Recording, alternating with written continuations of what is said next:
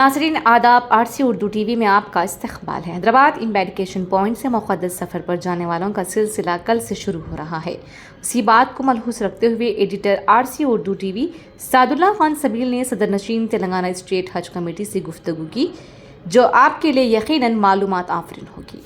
मैं हूँ आपका दोस्त सादुल्लाह खान सबील। आलम इस्लाम में इन दिनों दो खबरें बहुत ज़्यादा सुनी और पढ़ी जा रही हैं। पहली खबर अमेरिका और ईरान के दरमियान जंग है और दूसरी खबर हज 2026 से मुताल्लिक़ है। तेलंगाना से भी कई आज़मीन हज मुक़द्दस सफ़र पर रवाना हो रहे हैं और उनके जहनों में कुछ शुकों को शुबहात भी हैं। ये खबर, ये वीडियो उन लोगों के लिए बहुत ज़रूरी है जिनके रिश्तेदार या जो खुद हज पर रवाना हो रहे हैं, क्योंकि आज हम पहुँचे हैं तेलंगाना स्टेट हज कमेटी के दफ्तर, जो नामपल्ली में वाक़ है, हज हाउस में। और हमारे साथ एक बहुत ही अहम तरीन शख्सियत है जिन्हें दुनिया मौलाना सैयद ग़ुलाम अफ़ज़ल बयाबानी खुसरो पाशा के नाम से जानती है। आप इन दिनों तेलंगाना स्टेट हज कमेटी के सदर नशीन की हैसियत से खिदमत अंजाम दे रहे हैं। हालांकि क़ब्ल अज़ीम भी वो जब मुत्तहिदा हमारी रियासत थी आंध्र प्रदेश, उस वक्त भी उन्होंने वक्फ बोर्ड के सदर नशीन की हैसियत से कामयाब खिदमत अंजाम दे चुके हैं। आइए हम उनसे गुफ्तगू का आगाज़ करते हैं। सबसे पहले मौलाना, आपका इस्तकबाल है हमारे नाज़रीन के लिए, और हम शुक्रगुज़ार हैं कि आपने बिज़ी शेड्यूल के बावजूद हमें वक्त दिया। सबसे पहले मेरा सवाल ये है कि आज़मीन हज के जहन में जो अहम तरीन सवाल ये है कि उनका जो हैदराबाद का एम्बार्केशन पॉइंट है, वहाँ से रवाना होने वाले आज़मीन तेलंगाना स्टेट हज कमेटी के दफ्तर यानी हज कैंप पहुँचकर उन्हें रिपोर्टिंग करना है और यहाँ से ही रवाना होना है।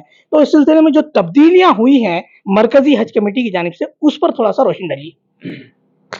अस्सलाम वालेकुम रहमतुल्लाहि बरकातहू। जैसा कि सबील साहब ने कहा कि अरब में जो हालात हैं, जो इज़राइल का जो वाक़या है, उससे जो है कई लोग परेशान भी थे, तशवीश में भी थे, लेकिन अल्हम्दुलिल्लाह अब कुछ सुकून में आए हैं। इसी बिना पर पूरे जो वर्ल्ड के एयरपोर्ट है, रेड अलर्ट हैं, वो लोग एहतियाती तौर पर जो है एहतियाती इक़दामात वो लोग कर रहे हैं। और यहाँ पर सिर्फ़ स्कैनिंग होती थी, वो इस साल हम यहाँ पर वेट करेंगे।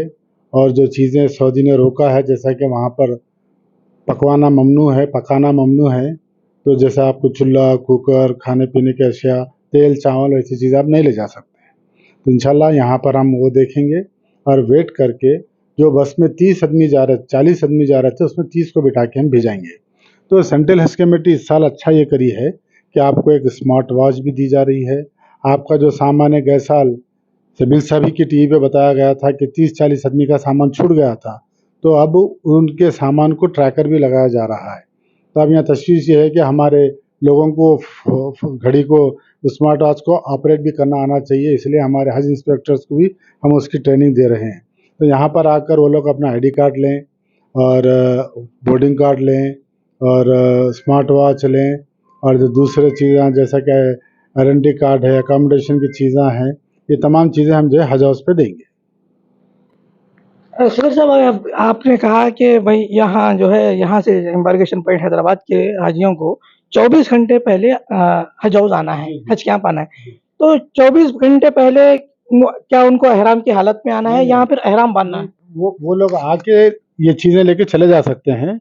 अगर एहराम बांध के सीधे आना चाह रहे हैं तो आ जाइए, वरना यहाँ पर कई एक उलमा इकराम हमारे हज हाउस में मौजूद हैं।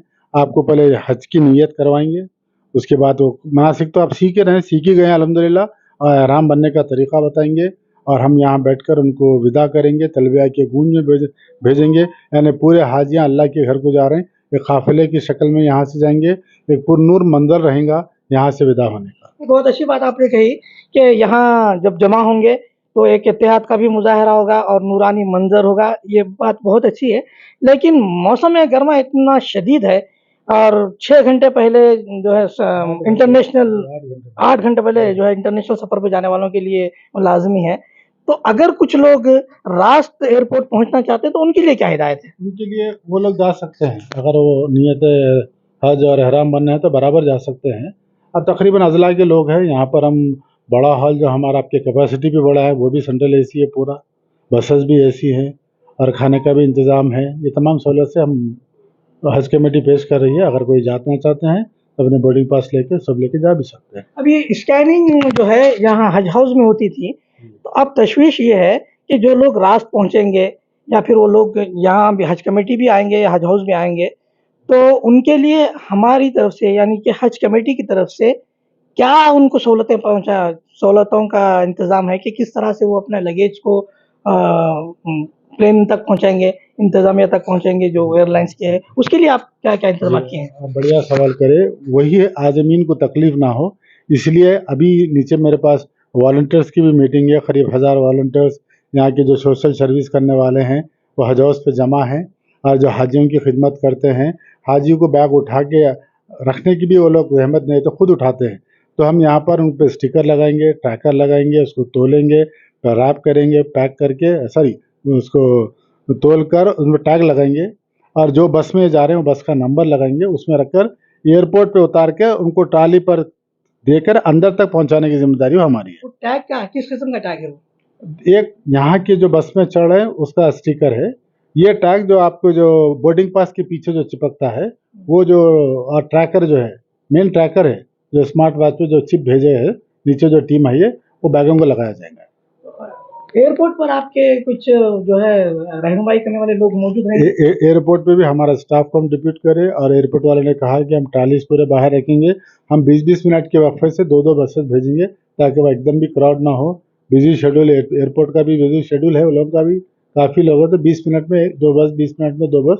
اس لیے ہم D-8 یعنی 8 گھنٹے پہلے سے ہم جو ہے، اور پلین بھی بڑا ہے، 430 آدمی کا پلین ہے، 12-15 بسز لگیں گے اس ایک پلین کے لیے جانے کے لیے. کتنے حاجی ہیں اپنے تلنگانہ کے؟ اب جملہ یہاں تک آج تک کے حساب سے 9660 حاجی ہے. ہو سکتا ہے اور ایک آدھ پلیٹ بڑھے. جو حیدرآباد امبارکیشن پوائنٹ سے جا 500 رہے ہیں، جا رہے ہیں جو تو اس میں ہمارے تلنگانہ کے کتنے ہیں؟ قریب 6500 سے زائد ہیں. تو جو اضلاع کے عازمین حج ہیں ان کے لیے کیا ہدایت ہے؟ اضلاع کے جو لوگ ہیں وہ 24 گھنٹے پہلے تشریف لا لیں. ہمارے پاس رہنے کا انتظام، وضو کا انتظام، کھانے کا انتظام، یہاں پر تمام لوگوں علماء کرام بھی یہاں پر قیام کریں گے. یہاں پر رہنے کی بھی لیڈیز کے لیے الگ انتظام، جینٹس کے لیے الگ انتظام، تمام سہولت یہاں پر ہم مہیا کر چکے ہیں. اچھا، یہاں تو آپ نے لیڈیز کے لیے الگ انتظام کیا، لیکن پہلی مرتبہ سعودی حکومت نے خواتین اور مرد حضرات کو الگ الگ کیا ہے. تو اب جو لوگ جو کچھ ضعیف العمر خواتین ہوتی ہے، ضعیف العمر مرد حضرات ہیں، تو ان کے لیے کوئی بیٹی وغیرہ ہوتی ہے خدمت کرنے کے لیے، تو ایسے لوگوں کے لیے کچھ خاص انتظامات؟ جی، آپ جو سوال کرے، جب یہ قانون لائے وہ لوگ کہ زنانہ الگ مردانہ الگ جو الگ الگ کریں گے، تو میں پوچھے تو اس میں یہ کہا گیا کہ سیم فلور پہ آزو بازو کے کمرے دیے جائیں گے. زنانہ ایک کمرے میں، مردانہ ایک کمرے، فلور سیم رکھا جائے گا، بلڈنگ بھی نہیں، فلور تک سیم رکھا جائے گا. اس بات کا خیال رکھے وہ لوگ. جو لوگ رباط میں قیام پذیر ہوں گے ان کے لیے کیا طریقہ کار اسی طرح کا یہی قانون ہے؟ رباط پہ بھی یہی قانون ہے. وہ بھی خود وہاں پر حسن شریف صاحب کو ٹھہر کے استقبال کر رہے ہیں. ویڈیوز دیکھا ہوں میں. الگ مرد الگ رہیں گے شاید وہ بھی ایسے رہیں گے، میں سمجھتا ہوں. اچھا، جو رباط میں رہنے والے ہیں وہ لوگ، ان لوگوں کو بھی جو ہے کھانا پکانے کی اجازت نہیں ہے؟ نہیں، سب کو خرید کے کھانا. اچھا، آپ نے کہا کہ 70 ایسے کیٹرس ہیں جو حکومت سعودی عرب کی طرف سے جنہیں مسلمہ حیثیت دی گئی ہے، تو کیا یہ نہیں ہو سکتا کہ تلنگانہ اسٹیٹ حج کمیٹی کو ہمارے تلنگانہ کے کیٹرس، تاکہ تلنگانہ کے لوگوں کا ٹیسٹ الگ ہوتا ہے، اس سلسلے میں آپ ایسے کیٹرس کے بالکل آپ صحیح فرما رہے ہیں. ہم یہ چاہ رہے تھے کہ جیسے کہ یہاں پر ہم لوگ گاؤں والے اڈلی ڈوسا کھاتے، یعنی ناشتہ ہلکا پھلکا ہوتا، کھچڑی کھٹا کھاتے حیدرآبادی لوگ، تو لیکن سعودی گورنمنٹ میں جو ایفیلیٹڈ ہے وہ لوگ فوڈ کو لے کے زیادہ کانشیس ہے وہ لوگ. تو وہاں کے ایفیلیٹڈ، وہاں کی مستند کمپنی ہی کو کھلانے کا پرمیشن دیا گیا ہے. تو اس میں 70 آدمیوں میں اگر تلنگانہ کے ہے تو میں سمجھتا ہوں کہ ویسے لوگوں سے رجوع ہوں تاکہ اپنا ذائقہ، اپنا ٹیسٹ مل سکے وہ لوگ.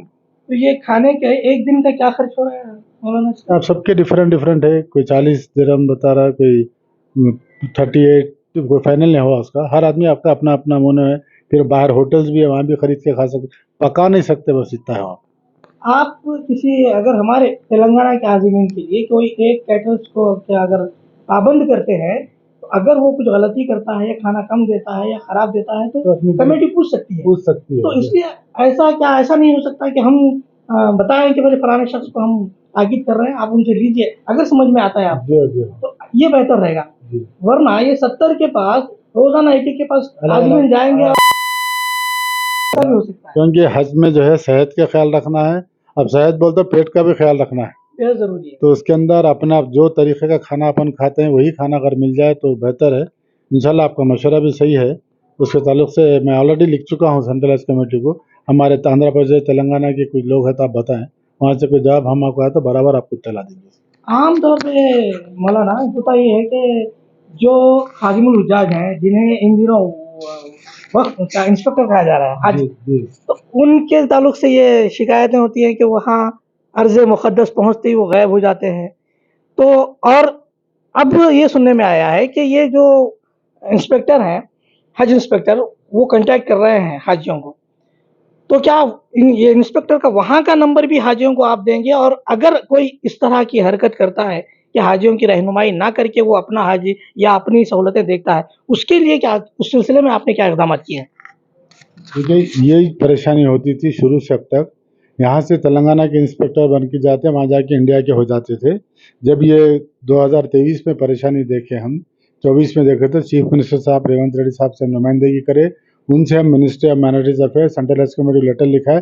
تلنگانہ کے جو حج انسپکٹر ہے سلیکٹ کرنے کا اختیار بھی اسٹیٹ حج کمیٹی کو دی جائے اور ڈپیوٹ کرنے کا بھی. تو الحمدللہ گئے سال ہم جو فلائٹ کے ساتھ حج انسپکٹر پہنچے وہ جائے حج کرا کے واپس آئے, آج تک ساتھ رہے, اور آنے والے حاجیوں سے ہم نے ان کا ریویو لیا. تقریباً لوگوں نے تعریف کی. اور اس سال بھی آج انسپکٹر ہمارے پاس موجود ہیں. جو فلائٹ میں وہ لوگ جائیں گے انشاءاللہ وہی حاجمین کو لے کے واپس آئیں گے, انہی کے ساتھ وہ رہیں گے. ہم امید کرتے ہیں کہ سینٹرل حج کمیٹی ان کو اب تک تو چینج نہیں کری ہے, آئندہ بھی چینج نہیں کرے. ہم جو ڈسٹرکٹ کے جو فلائٹ کے لوگوں کے ساتھ جا رہے ہیں ان کی خدمت کر کے واپس وہ لوگ کو لے کے آئیں گے انشاءاللہ. آخری سوال مولانا آپ سے کہ یہ جو 40 دن 42 دن جو ہے قیام کرنے کے عرض مقدس پہ, کوئی ناگزیر وجوہات کی بنا پر کچھ حاجی جلد واپس آنا چاہتے ہیں, ان کے لیے کیا رہنمائی ہے, کیا کیا جا سکتا ہے؟ دیکھیے میڈیکل اگر ہے تو اس کے لیے ہم جیسا کہ گئے ٹائم پہ ایک صاحب کی نس کٹ گئی تھی تو انہوں والدہ کے ساتھ تھے, تو فوراً ان کو بلا کے ان کی جگہ پہ تلنگانہ اسٹیٹ حج کمیٹی اپنے پیسوں سے ان کے بھائی کو واپس بھیجائے. ویسی کوئی جو میڈیکل پرابلم ہے تو اس کو اپن آگے پیچھے کر سکتے ہیں, ورنہ جو شیڈول ہے 3 قسم کا حج ہے آپ کے, 25 دن کا, 30 دن کا, 40 دن سے زائد کا, وہ حساب سے شیڈول تو فکس ہے. وہ ایک اور آخری سوال, سب کچھ ہونے کے باوجود مکمل شیڈول بھی جاری ہو چکا, سب کچھ ہو چکا, حاجی جو ہے رخت سفر بھی باندھ چکے, پھر حکومت ہند مرکزی حج کمیٹی نے ایک نیا بوجھ حاجیوں پہ ڈالا ہے, 10,000 روپے زائد بنے, تو اس سلسلے میں آپ کیا کہیں گے؟ یہ بے انتہائی کیا بولتے ہیں افسوس ہے ہم کو, کیونکہ ہم لوگوں سے کہہ چکے تھے کہ کوئی بھی پیسے بڑھنے والے نہیں ہیں.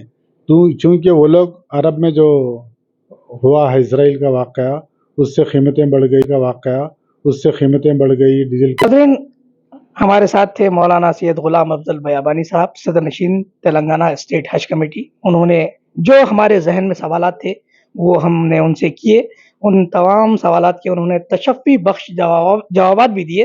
ممکن ہے کہ آپ کے ذہن میں اور بھی کچھ سوالات ہوں تو آپ کمنٹ کر کے ہمیں بتا سکتے ہیں.